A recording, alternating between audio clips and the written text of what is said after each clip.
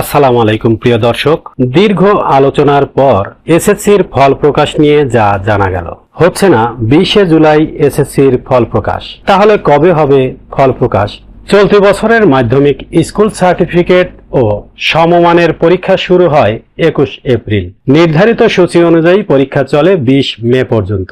আগামী সোমবার 20 জুলাই চলতি বছরের এসএসসি ও সমমান পরীক্ষার ফল প্রকাশের সময় ঘনিয়ে আসছে। 20 জুলাইয়ের পর এ ফল প্রকাশ করা হবে। তাহলে এখান থেকে নিশ্চিতভাবে বোঝা যাচ্ছে যে 20শে জুলাই ফল প্রকাশ হচ্ছে না। সে অনুযায়ী ফল প্রকাশের প্রস্তুতি নেওয়া হচ্ছে বলে জানা গেছে। আন্তঃশিক্ষা বোর্ড সমন্বয় কমিটির ও Dhaka board chairman professor Syed Akhtaruzzaman বলেন, 20 জুলাইয়ে ফল প্রকাশের একটা আলোচনা ছিল ও আছে। সে অনুযায়ী আমরা মোটামুটি প্রস্তুতি নিচ্ছি। তার মানে এখনো সম্পূর্ণ প্রস্তুতি কমপ্লিট হয় নাই।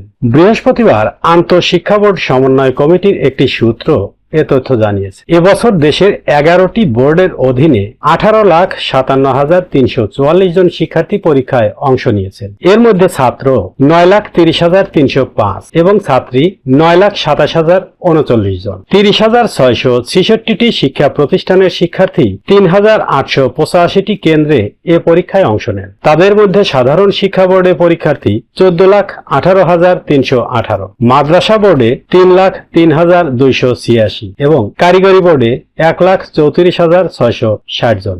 আন্তঃশিক্ষা বোর্ড সমন্বয় কমিটি ও ঢাকা শিক্ষা board chairman professor Syed Akhtaruzzaman বলেন, 20 জুলাইয়ের মধ্যে মনে হয় আমরা বোর্ডগুলো পারবো না, আর একটু সময় লাগবে। আর আমাদের প্রস্তুতি অলমোস্ট ডানের দিকে।